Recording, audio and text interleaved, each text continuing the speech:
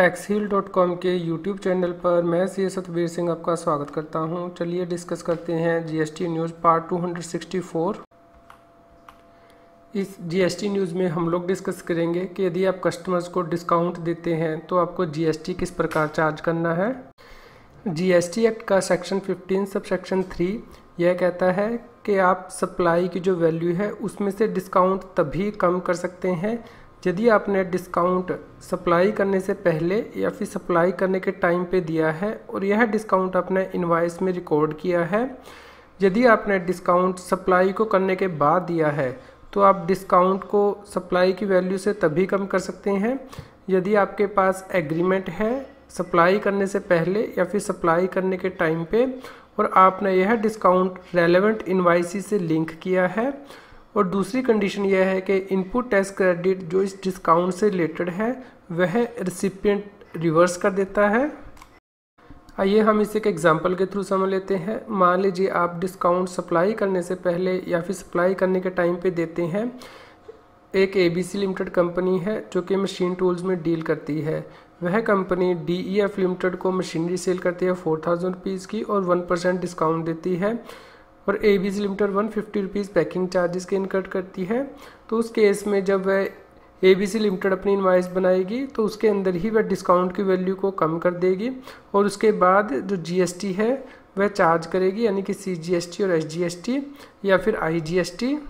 यहाँ पे डिस्काउंट जो है वह सप्लाई करने के टाइम पे पता है कि आपको कितना डिस्काउंट देना है, तो आप ये वैल्यू जो है वो रिड्यूस कर सकते हैं और उसके ऊपर जीएसटी चार्ज कर सकते हैं। दूसरा केस ये हो सकता है कि आप डिस्काउंट सप्लाई करने के बाद दे रहे हैं। मान लीजिए इसी एग्जांपल में एबीसी लिमिटेड डीईएफ लिमिटेड को डिस्काउंट ऑफर करती है कि यदि वह 7 डेज़ के अंदर पेमेंट कर देती है तो वह 0.5% जो है उसे डिस्काउंट देगा। तो उस केस में जो एबीसी लिमिटेड है वह टैक्स इनवॉइस तो नॉर्मली बनाएगी, जैसे उसने 1% जो डिस्काउंट दिया था फेस वैल्यू पे वह तो यहाँ पे रिकॉर्ड हो जाएगा। लेकिन जो 0.5% का जो डिस्काउंट है जब पेमेंट हो जाएगी उस वक्त में उसे देना होगा। इस डिस्काउंट को देने के लिए एबीसी लिमिटेड को क्रेडिट नोट इशू करना होगा, यानी कि 20 रुपीज़ के लिए 4000 के ऊपर 0.5% 20 रुपीज़ और इसके ऊपर जो सीजीएसटी या फिर एसजीएसटी चार्ज करेगी उसका जो है वो मेंशन करेगा और इसके अकॉर्डिंग जो क्रेडिट नोट है वह इशू किया जाएगा। और इस जब क्रेडिट नोट इशू किया जाएगा इसके अंदर जो रेलेवेंट टैक्स इनवॉइस नंबर है उसकी मेंशन किया जाएगा कि यह जो क्रेडिट नोट है वह किस इनवॉइस से लिंक किया गया है। इस प्रकार आप इस डिस्काउंट को भी लेस कर सकते हैं, क्योंकि यह डिस्काउंट भी आपको पता है कि जब आपने सप्लाई किया है तो आप कितना डिस्काउंट अपने कस्टमर को देने वाले हैं, यानी कि एग्रीमेंट के टाइम ही सप्लाई करने के से पहले या फिर सप्लाई करने के टाइम आपको इस डिस्काउंट की वैल्यू पता है। एक हम तीसरी एग्जांपल भी समझ लेते हैं, यानी कि जब डिस्काउंट सप्लाई करने के बाद दिए जाते हैं लेकिन सप्लाई करने से पहले या फिर सप्लाई करने के टाइम पे पता नहीं होता है कि आप कितना डिस्काउंट दे रहे हैं। मान लीजिए एबीसी लिक्विडिटी प्रॉब्लम्स को फेस कर रही है और डीईएफ लिमिटेड यानी कि कंपनी से रिक्वेस्ट करती है कि वह यदि 7 डेज़ के अंदर पेमेंट कर देती है तो वह 1% डिस्काउंट देगी, क्योंकि इस केस में जो डिस्काउंट है वह सप्लाई करने के टाइम पे या फिर सप्लाई करने से पहले पता नहीं है और ना ही इसके लिए कोई एग्रीमेंट किया गया है सप्लाई करने से पहले। इसलिए आप इस डिस्काउंट के लिए क्रेडिट नोट रेज नहीं कर सकते हैं और ना ही जो जीएसटी आप पे करना है उसे रिड्यूस कर सकते हैं। हम एक और एग्जांपल को समझ लेते हैं। मान लीजिए कंपनी के डीलर 800 बॉक्सेस जो है वो सेल कर देते हैं और कंपनी यह डिसाइड करती है कि वह 5000 रुपीज़ का डीलर्स को डिस्काउंट देगी।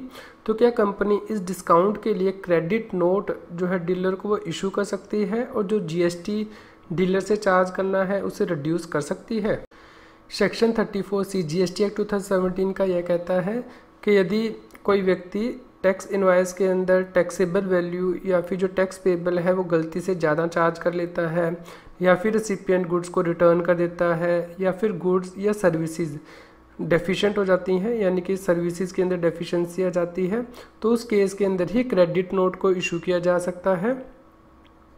यहाँ पे कमेंट ये है कि जब डीलर इस केस में डिस्काउंट लेता है तो उस केस में उस डिस्काउंट को पास ऑन करने के लिए आप क्रेडिट नोट इशू नहीं कर सकते हैं, क्योंकि जो डिस्काउंट है वह सप्लाई करने से पहले या फिर सप्लाई करने के टाइम पे जो है एग्रीमेंट नहीं किया गया है। डिस्काउंट्स पर जीएसटी की प्रोविज़न को डिटेल में स्टडी करने के लिए आप इस जीएसटी न्यूज़ की वीडियो डिस्क्रिप्शन में दिए गए लिंक को रेफ़र करें। यदि आप चाहते हैं कि हम जीएसटी या फिर टैक्स रिलेटेड टॉपिक पर वीडियो बनाएं तो आप हमें इस वीडियो पर कमेंट करके ज़रूर बताएं। यदि आप जीएसटी से रिलेटेड रेगुलर अपडेट्स अपनी ईमेल आईडी पर मंगवाना चाहते हैं तो आप हमारे न्यूज़लेटर को सब्सक्राइब कर सकते हैं, जिसका लिंक इस जीएसटी न्यूज़ की वीडियो डिस्क्रिप्शन में भी दिया गया है। यदि आप हमारी प्रीवियस जीएसटी न्यूज़ को सुनना चाहते हैं तो आप हमारे चैनल की प्लेलिस्ट को रेफ़र कर सकते हैं। आज की जीएसटी की न्यूज़ आपको कैसी लगी इसके बारे में हमें बताएं। लाइक करें और शेयर करें। जितना अधिक आप लाइक करते हैं और शेयर करते हैं उतनी ही अधिक हमें प्रेरणा मिलती है कि हम और भी अधिक अच्छी जीएसटी की न्यूज़ आप तक पहुंचा पाएं। जो नई जीएसटी की बुक्स मार्केट में आई है उन्हें रेफ़र करने के लिए आप हमारी वेबसाइट taxil.com पर जा सकते हैं। बुक्स के अंदर new release in book store पर क्लिक कर सकते हैं और इन बुक्स को रेफ़र कर सकते हैं। जो नई बुक्स मार्केट में आई है वह है GST ready reckoner by VS Datey, revised reprint 6th edition, amended up to 3rd April 2018। इसी प्रकार ही guide to goods and service tax, GST e way bill by VS Datey 2018, amended up to 27th March 2018। Judicial pronouncements compendium by doctor Sanjeev Agarwal, practitioner guide to input tax credit under GST,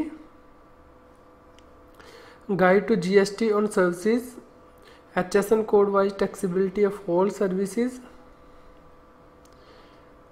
इसी प्रकार ही learning Tally ERP 9 with GST.